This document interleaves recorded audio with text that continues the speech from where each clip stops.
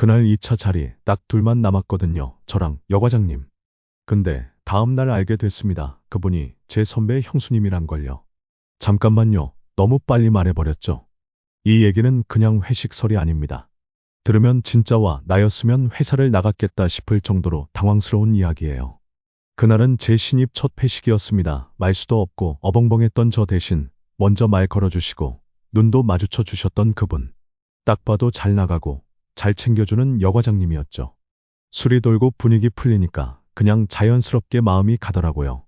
뭔가 좀 묘했어요. 그날 그 분위기가. 그렇게 2차로 넘어갔고 어쩌다 보니 딱 둘만 남았고 이야기는 거기서부터 시작됩니다. 자, 여러분이라면 어떻게 했을 것 같으세요? 진짜 예상도 못한 반전이. 그 다음 날 바로 제 옆자리 선배 입에서 튀어나옵니다. 첫 출근하고 세 번째 주였다. 아직 제 명함도 어색했고 복사기 한 번 돌릴 때마다 손이 떨리던 그 시기. 오늘 회식이다. 1차 무조건 참석. 퇴근 시간 직전에 터진 팀장님의 한마디. 신입이 빠질 수 있나요? 당연히 넵. 장소는 회사 근처의 삼겹살집.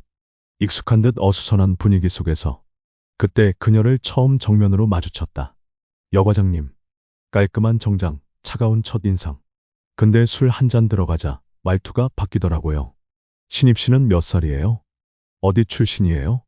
아, 그런 느낌이 있더라. 질문은 계속됐고 그에 답하면서도 내내 그 눈빛이 자꾸 머리에 남았다.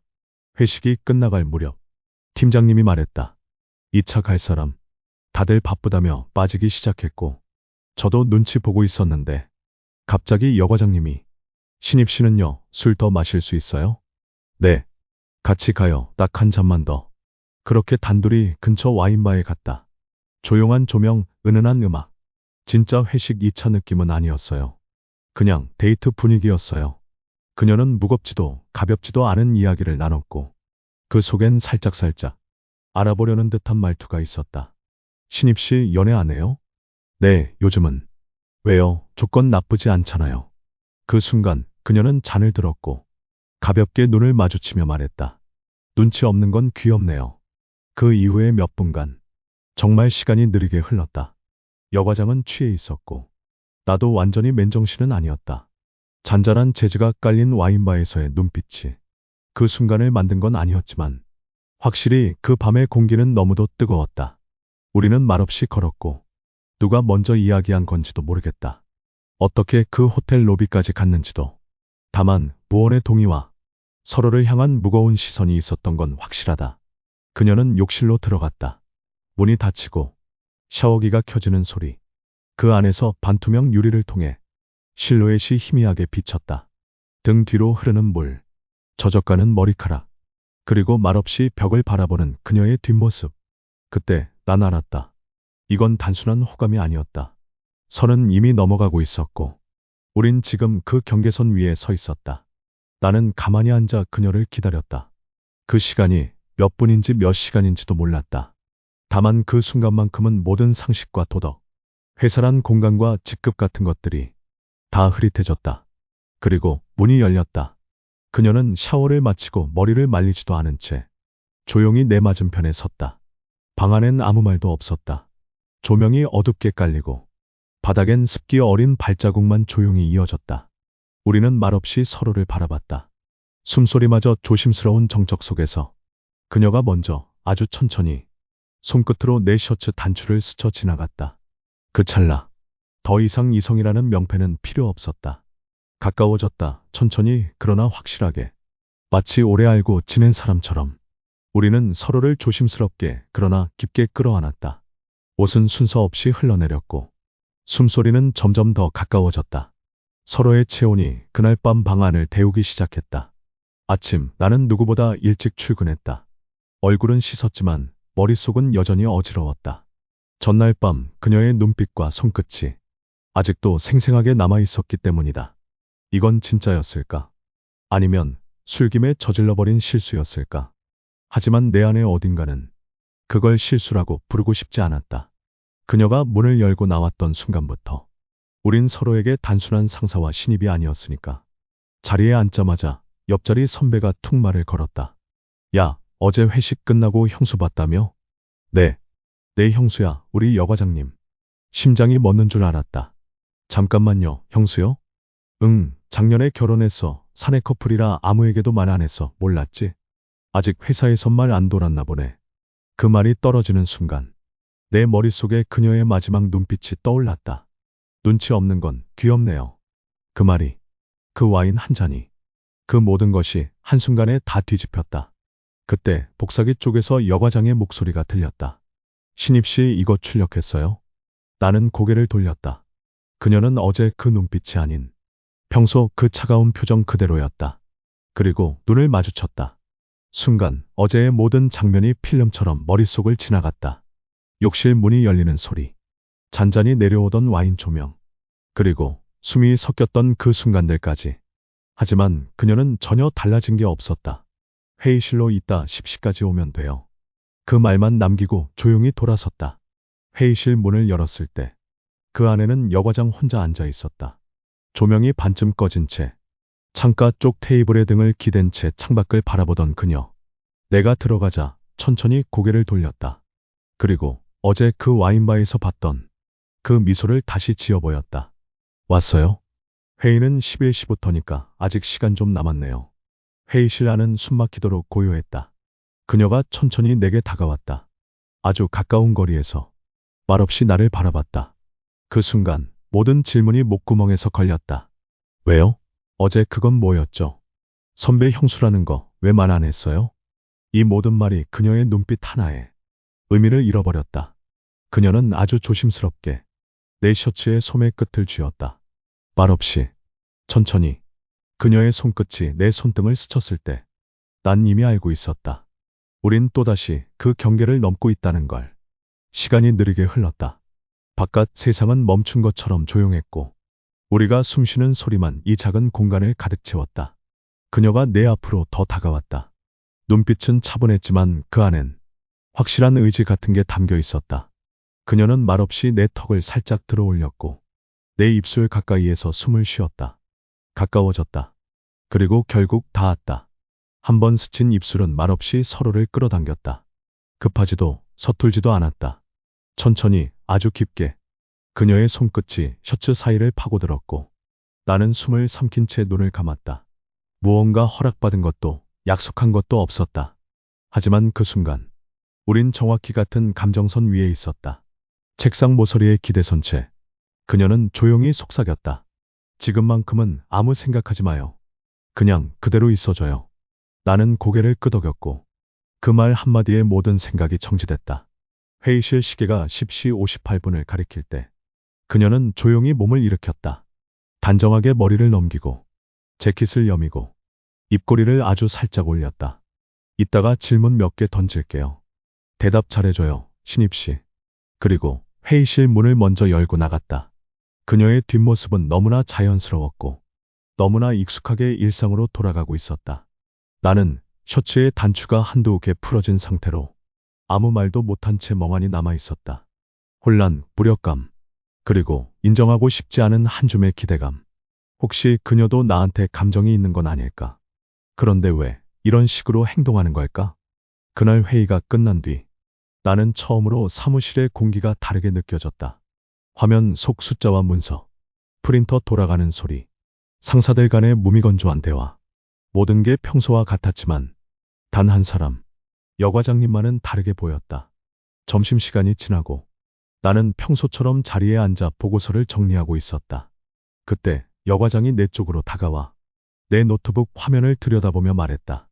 이 부분 수치 말고 구조 중심으로 바꾸는 게 좋겠네요.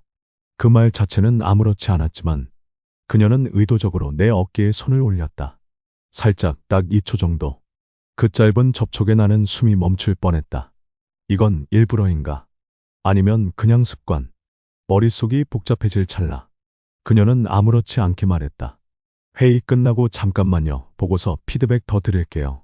그리고 눈을 마주쳤다. 1초, 2초, 3초. 그 짧은 시선 교환 안에 우리는 서로에게 기억하고 있다는 걸 전하고 있었다. 커피를 따르러 탕비실에 들어갔다. 그런데 그녀도 거기에 있었다.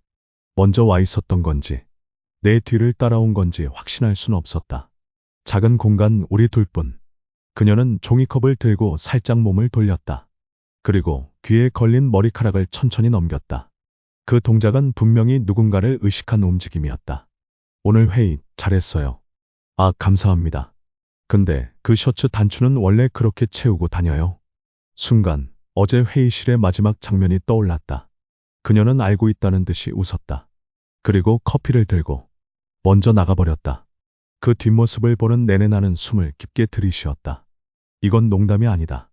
게임도 아니다. 이건 진짜다. 그날 퇴근하려는데 내 자리 키보드 위에 포스트잇이 한 장 놓여 있었다. 내일 아침 7시쯤 회의실에서 먼저 준비해 주세요. 여과장. 공식 일정에 없는 회의였다. 공지도 없었고 다른 팀원들도 모르는 시간. 나는 메모를 손에 쥐고 잠깐 눈을 감았다. 또 시작이다. 이건 끝나지 않았다. 회의실 문을 열었을 때 그녀는 이미 거기 있었다. 어제 퇴근 전 포스트잇의 그 한 줄. 그 메모 속 미소와 똑같은 표정으로 그녀는 조용히 고개를 돌려 나를 바라봤다. 딱 맞춰 왔네요. 그 말이 끝나자마자 그녀는 한 걸음에 다가왔다. 나는 말 한마디 꺼낼 틈도 없었다. 그녀는 내 셔츠 위로 손을 올렸다. 천천히 그러나 망설임 없이 손끝이 단추 사이를 지나가고 마치 오래전부터 그 위치를 알고 있었다는 듯 익숙한 흐름으로 움직였다. 우리 사이엔 대사도 설명도 없었다. 오직 숨소리와 시선만이 모든 신호를 대신했다. 그녀의 손이 뒤통수를 감쌌고 나는 숨을 들이마신 채 몸 전체가 그녀에게 잠식되는 느낌을 받았다. 조명이 반쯤 꺼진 회의실. 커튼 사이로 들어오는 아침 햇살이 긴 테이블 위를 천천히 스치고 있었다. 그 위에서 우리는 시간이라는 감각을 잃었다. 셔츠가 느슨해지고 손끝은 살을 스쳐갔다. 정장이 구겨졌고 노트북 가방은 의자 아래로 굴러떨어졌다. 테이블에 놓인 볼펜 하나가 뚝 하고 바닥을 쳤지만 그 누구도 그 어떤 것도 지금 우리를 멈추게 할 수 없었다. 그녀는 내 귓가에 속삭이듯 말했다. 어제처럼 끝내면 안 돼요. 오늘은 끝까지 가야죠. 그 말에 나는 대답하지 않았다. 대신 그녀의 허리를 조용히 끌어안았다. 그 순간만큼은 상사도, 신입도, 사회적 위치도, 도덕도 모두 사라졌다. 남겨진 건 숨소리와 체온, 그리고 아직 정리되지 않은 감정뿐이었다. 그녀는 모든 걸 마친 뒤 재킷을 정리하고 단정하게 머리를 넘겼다. 그리고 회의실 문 앞에 서서 딱 한마디 남겼다. 기억해요. 그 눈빛, 그 숨소리 나만 알고 있을게요. 그날 저녁 선배가 불쑥 저녁에 한잔 하자고 했다. 요즘 많이 피곤해 보이더라. 회사 생활 아직 버거울 때니까 그냥 편하게 마셔. 자리엔 셋이 앉았다. 선배, 나 그리고 곧이어 한 명이 더 도착했다. 여과장. 그녀는 전혀 다른 사람이었다. 깔끔한 블라우스에 표정은 차분하고 말투는 공적이고 단정했다. 여보, 여기 아직 자리 있나요? 그럼요. 셋이 한잔하죠. 그녀는 내 옆에 앉지도 않았다. 시선조차 나에게 주지 않았다. 대화 내내 그녀는 오로지 선배의 형수로서 행동했다. 웃고 건배하고 회사 이야기 몇 마디 던지고 아무 일도 없었던 것처럼 그렇게 완벽했다. 나는 처음엔 멍했다. 그러다 점점 무너져갔다. 아까 그 회의실에서 나를 끌어안던 사람이 지금은 선배에게 아무렇지 않게 여보라고 말하는 모습. 이건 이성적으로 설명이 되지 않았다. 그리고 결정적으로 그녀가 화장실에서 돌아오는 길에 잠시 내 뒤쪽을 지나치며 아주 작게 단 한마디만 남겼다. 신입씨, 아까는 비밀이었죠. 그녀는 미소 지었고 나는 차가운 소주를 마시며 식은땀을 흘렸다. 선배는 끝까지 나를 챙겼다. 계산까지 다 하고 내 손에 영양제 한 포를 쥐어주며 말했다. 요즘 진짜 고생 많지. 근데 신입, 요즘 표정이 좀 이상해. 무슨 일 있는 거 아냐? 순간 숨이 턱 막혔다. 그 물음 하나에 가슴 안에 숨겨둔 모든 기억과 장면이 한꺼번에 떠올랐다. 회의실, 그녀의 손길, 그녀가 내게 했던 말들, 그리고 이 자리, 선배 옆에 앉은 그녀의 형수님이라는 타이틀. 선배는 아무것도 모른다. 그게 나를 더 무너지게 만들었다. 혼자 자취방에 들어와 불을 켜는 순간 모든 게 현실이 되었다. 내가 저지른 것, 내가 빠져버린 관계, 그리고 내가 외면한 죄책감. 노트북을 켜도 화면은 흐릿했고 핸드폰을 봐도 메시지는 하나 없었다. 그녀는 아무 말도 하지 않았다. 그럴수록 더 미칠 것 같았다. 나는 자꾸만 선배의 얼굴이 떠올랐다. 회의 때 내 발표 도와주던 선배. 점심시간마다 말없이 커피 사주던 그 사람. 그리고 그 사람의 아내. 지금 내 기억 속에 가장 뜨거운 장면을 남긴 사람. 이게 사랑일까? 아니면 죄일까? 어느 순간부터 나는 회사에서도 눈을 못 마주쳤다. 그녀와는 말 한마디 없이 이메일로만 보고를 주고받았고 회의 때조차도 고개를 숙인 채 앉아 있었다. 선배는 그걸 눈치챈 듯 말했다. 요즘 왜 이렇게 위축됐어? 뭔 일 있으면 형한테 말해. 내가 도와줄게.